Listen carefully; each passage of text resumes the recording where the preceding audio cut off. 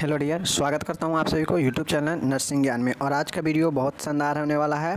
यहां पे हम जीएनएम थर्ड ईयर के बात करेंगे। जी हां साथियों, जीएनएम थर्ड ईयर का है और यह आपका CHN 2 का है, यानी कम्युनिटी हेल्थ नर्सिंग सेकेंड का है। और कम्युनिटी हेल्थ नर्सिंग सेकेंड का आप तो चाहे आपका गायनिकोलॉजी हो या कम्युनिटी हेल्थ नर्सिंग हो, दोनों का आपका जो है चल रहा है। पे हिंदी इंग्लिश सभी में आपको दिया गया है। आप इसका PDF भी जो है नीचे से डाउनलोड करके पढ़ सकते हैं। ओके, चलिए सबसे पहला है मान्यता प्राप्त सामाजिक स्वास्थ्य कार्यकर्ताओं आशा से आप क्या समझते हैं? आशा के प्रमुख कार्य बताएं। मतलब यहाँ पे आशा के बारे में पूछा गया है। जो ग्रामीण स्वास्थ्य मिशन के अंतर्गत जो है आशा का नियुक्ति किया गया है। यह समाज में स्वास्थ्य के प्रति काम करने वाली कार्यकर्ता होती है, ठीक है, जो सभी मोहल्ले सभी गांव में होती है। जिसका क्या क्या काम है पूछा गया है। चलिए देखते हैं आशा क्या होता है, पहले इस चीज़ को जानिए। भारत सरकार ग्रामीण क्षेत्रों में जहां की जनसंख्या 1000 से अधिक होती है, आशा कर्मचारी की नियुक्ति करती है। ओके, ये कार्यकर्ता आशा मतलब एक्रेडिटेड सोशल हेल्थ एक्टिविस्ट आशा द्वारा मान्यता प्राप्त होती है। ये जो कार्यकर्ता होती है यह आशा के द्वारा मान्यता प्राप्त होती है, इसीलिए इसे नॉर्मली आशा कहते हैं। एक कार्यकर्ता अपने क्षेत्र के लोगों की आवश्यक स्वास्थ्य सुविधा और परामर्श प्रदान करती है। आशा राष्ट्रीय ग्रामीण स्वास्थ्य मिशन का एक महत्वपूर्ण अंग है। साथियों, जो आशा है, आशा किसी भी गांव का जिसका 1000 का जनसंख्या से अधिक होता है, तो वैसे गांवों में ऐसे कर्मचारी की नियुक्ति किया जाता है जिसको हम लोग आशा कहते हैं। आशा जो है, जिसका full form accredited social health activist ASHA full form है। यह जो है आशा के द्वारा मान्यता प्राप्त कार्यकर्ता होती है, जिसे हम लोग आशा कहते हैं। एक कार्यकर्ता अपने क्षेत्र के लोगों के लिए स्वास्थ्य सुविधा और परामर्श प्रदान करती है। मतलब ये जो आशा होती है यह स्वास्थ्य के लिए काम करती है अपने क्षेत्र में, अपने गांव में, और स्वास्थ्य से सुविधा लोगों को और परामर्श प्रदान करती है। ओके, तभी आप लोग देखते होइएगा कि आशा घर घर जाकर लोगों को परिवार नियोजन, टीका वगैरह लेने के लिए प्रोत्साहित करती है, जानकारी देती है, परामर्श देती है। आशा राष्ट्रीय ग्रामीण स्वास्थ्य मिशन का एक महत्वपूर्ण अंग है। मतलब जो आशा है यह राष्ट्रीय स्वास्थ्य मिशन, ग्रामीण स्वास्थ्य मिशन के अंतर्गत काम करने वाली एक महत्वपूर्ण अंग है। ओके, ये आशा के बारे में बेसिक नॉलेज हुआ। अब देखिए आशा का कार्य, फंक्शन ऑफ आशा। आशा के निम्नलिखित महत्वपूर्ण काम है। कौन कौन काम है? चलिए देखिएगा, बहुत आसान है। आशा परिवार तथा समुदाय के लोगों को उपकेंद्र तथा प्राथमिक स्वास्थ्य केंद्र में उपलब्ध स्वास्थ्य सेवाओं का उपयोग करने के बारे में जानकारी देना।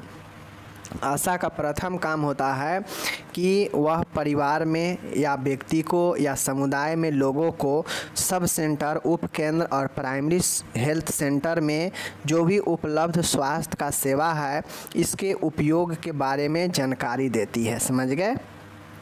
दूसरा है यह टीकाकरण, प्रसव पूर्व जांच, ठीक है, प्रसवोत्तर मतलब प्रसव के बाद जांच, समन्वित बाल विकास योजना, सफाई तथा सरकार द्वारा प्रदान की जा रही अन्य सेवाओं का लाभ उठाने में लोगों की सहायता प्रदान करती है। नॉर्मली कहा जाए जो आशा होती है यह टीकाकरण से लेकर प्रसव होने से पहले, प्रसव के बाद जो भी जांच होता है उसमें मदद करती है। साथ में यह ICDC मतलब इंटीग्रेटेड चाइल्ड डेवलपमेंट स्कीम में भी जो है, और साफ सफाई और सरकार द्वारा जितने भी प्रदान की जाने वाली योजना है, सेवा है, उसके लाभ में लोगों को मदद करती है, लाभ उठाने में सहायता प्रदान करती है। ओके, तीसरा प्रश्न है महिलाओं को प्रसव की तैयारी, स्तनपान और पूरक आहार, टीकाकरण, गर्भ निरोधन और समान संक्रमणों की रोकथाम तथा छोटे बच्चों की देखभाल हेतु सलाह देना। आशा का काम है कि वह महिलाओं को प्रसव की तैयारी करवाए, स्तनपान, पूरक आहार के बारे में जानकारी दे, टीकाकरण, गर्भ निरोधक के बारे में जानकारी दे, संक्रमण से कैसे निपटा जाए, कैसे रोकथाम किया जाए और छोटे बच्चों को कैसे देखभाल करना है, इसका सलाह देना भी इसका काम होता है। ओके, नेक्स्ट पॉइंट है आवश्यकता होने पर गर्भवती महिलाओं और बच्चों को निकट के स्वास्थ्य सुविधा केंद्र पर भेजने की व्यवस्था करना। एक स्वास्थ्य कार्यकर्ता आशा का एक काम है, अगर ज़रूरत पड़ने पर जो भी प्रेग्नेंट महिला है उसको और साथ में बच्चों को भी जो है स्वास्थ्य केंद्र जो नज़दीकी हो वहाँ पे भेजना इनका काम होता है। नेक्स्ट है बुखार, सर्दी, खांसी, मामूली चोट आदि के लिए सुविधा केंद्र पर भेजने की व्यवस्था करना। अब एक आशा का संपूर्ण काम होता है लोगों को स्वास्थ्य के लिए मदद करना, ज़्यादा से ज़्यादा लाभ लेने के लिए प्रोत्साहित करना। तो अगर किसी को बुखार है, सर्दी है, खांसी है, मामूली चोट है तो ऐसे व्यक्तियों को सुविधा केंद्र पर भेजने के लिए व्यवस्था करना, ये जो है एक काम होता है, ये जो है एक काम है किसका, तो यही जो है आपके काम होते हैं आशा के। नेक्स्ट है लोगों को स्वस्थ रहने के बारे में जानकारी देना, मतलब जो भी लोग हैं उनको स्वस्थ कैसे रहना है इसके बारे में जानकारी देना, जैसे व्यक्तिगत स्वच्छता, संतुलन पोषण लेना, घर के आसपास की सफाई रखना, स्वच्छ पानी पीना, धूम्रपान न करना, मादक पदार्थों को सेवन से बचना आदि चीज़ें शामिल है। मीन्स एक जो आशा होती है इनका काम है कि लोगों को स्वस्थ रहने कैसे रहा जाए इसके बारे में जानकारी देना, जैसे व्यक्तिगत स्वच्छता के बारे में बताना, संतुलित पोषण लेने के लिए बताना, घर के आसपास कैसे सफाई रखना है इसके बारे में बताना, स्वच्छ पानी पीना है इसके बारे में बताना, धूम्रपान नहीं करे इसके बारे में बताना, मादक पदार्थों को सेवन से बचना चाहिए इसके बारे में बताना। ये जो है लोगों को बताकर वह स्वस्थ रहने के लिए जानकारी देगी। ओके, नेक्स्ट पॉइंट है देखिएगा RNTCP revise tuberculosis control programme के अंतर्गत सीधे देखरेख में दिए जाने वाले डॉट्स की औषधियाँ प्रदान करना।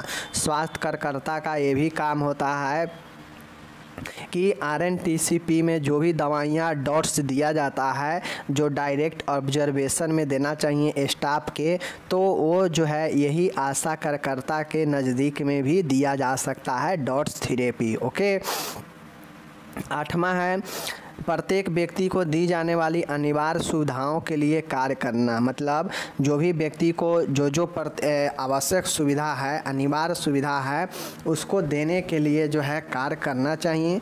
समझ गए, जैसे ORS, व्यक्ति को ORS देना, आयरन फॉलिक एसिड की गोलियां देना, डिस्पोजल डिलीवरी किट देना DD के, और गर्भ निरोधक गोलियां आदि जो है ये सब चीज़ें देनी चाहिए। आप लोग देखते होइएगा कि गांव में जो आशा होती है वह इन सभी चीज़ों का वितरण करती है अपने गांव मोहल्ला में, तो जो है इसको सरकार से चीज़ें मिलता है कि वह ये सब सुविधा को अपने गांव में अपने स्तरों पर पहुंचाए लोगों के बीच, तो इसीलिए यह क्या करती है, इसे बांटती भी है।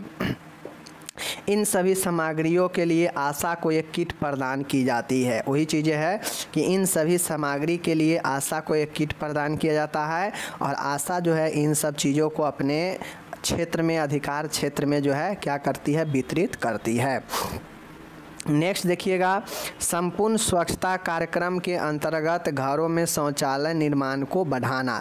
अब एक आशा का ये भी काम है कि वह स्वच्छता कार्यक्रम के अंतर्गत किसके घर में शौचालय है या नहीं है इसे देखकर और शौचालय के निर्माण को बढ़ावा देना इनका काम होना है।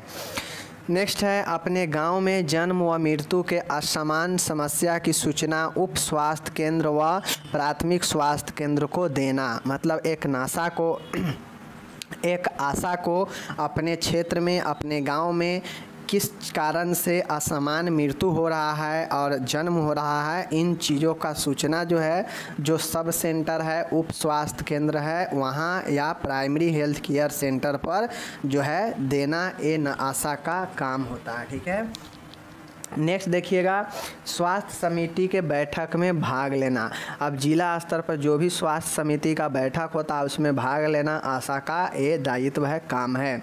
नेक्स्ट है स्वास्थ्य समिति का बैठक का आयोजन करना। एक आशा का ये भी काम है कि गांव में जो भी स्वास्थ्य समिति की तरफ से बैठक होगा उसका आयोजन करना भी इनका काम है।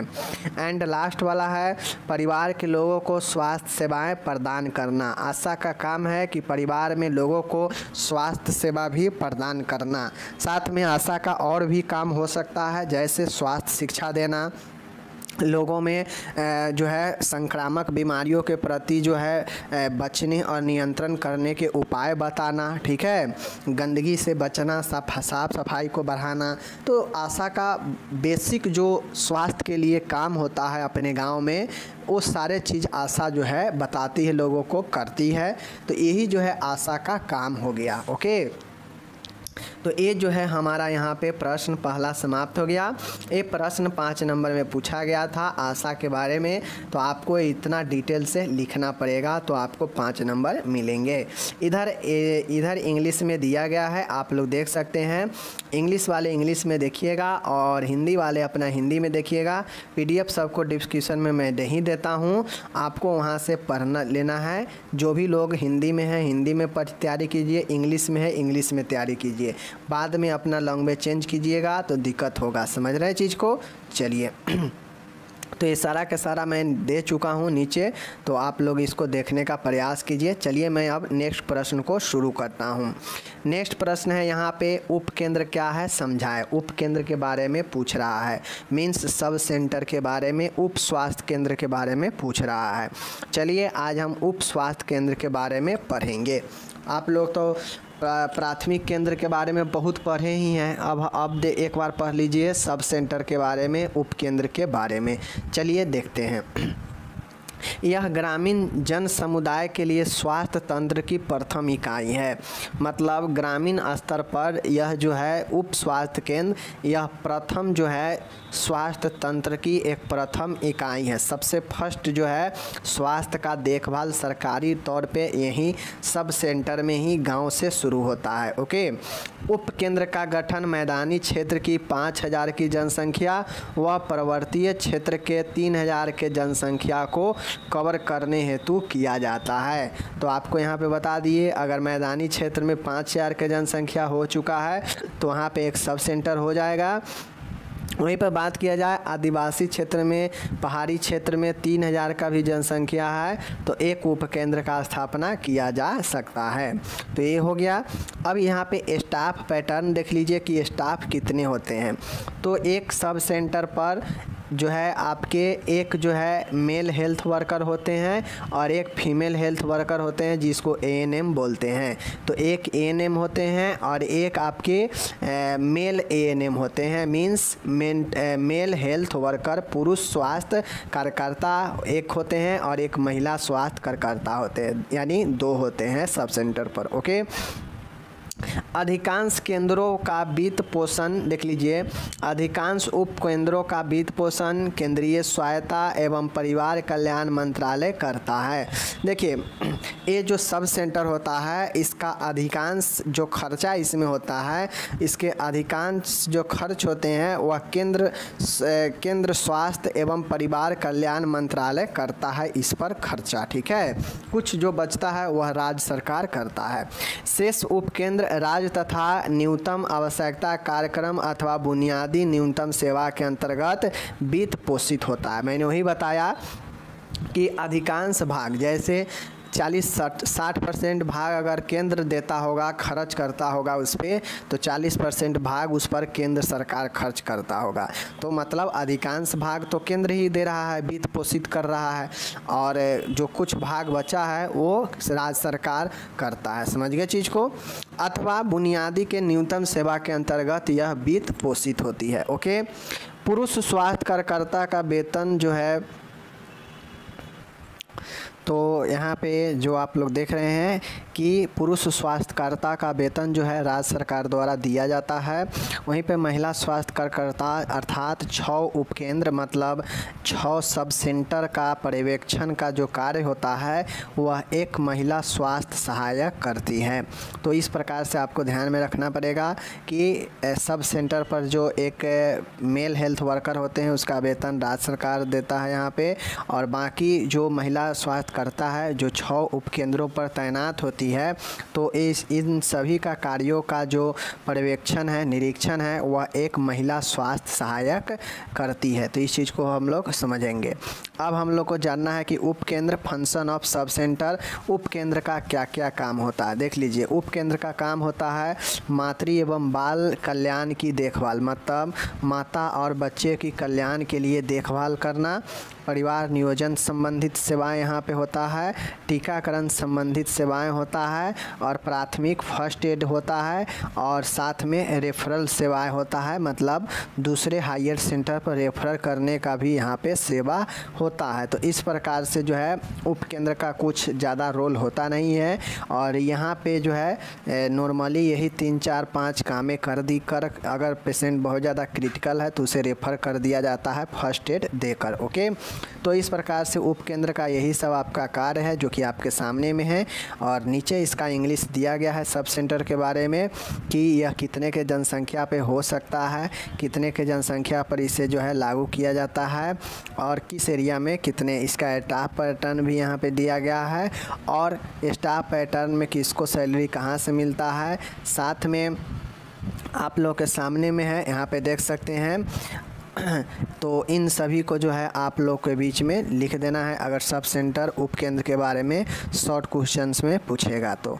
ठीक है, चलिए आपका यहाँ पे वीडियो समाप्त होता है। 3rd year GNM community health nursing second का यह वीडियो है, और मैं यहाँ पे 2 प्रश्न आपको कंप्लीट कर लिया। ओके, चलिए मिलेंगे अगले वीडियो में। PDF डिस्क्रिप्शन से मिल जाएगा, डाउनलोड कर लीजिएगा। धन्यवाद।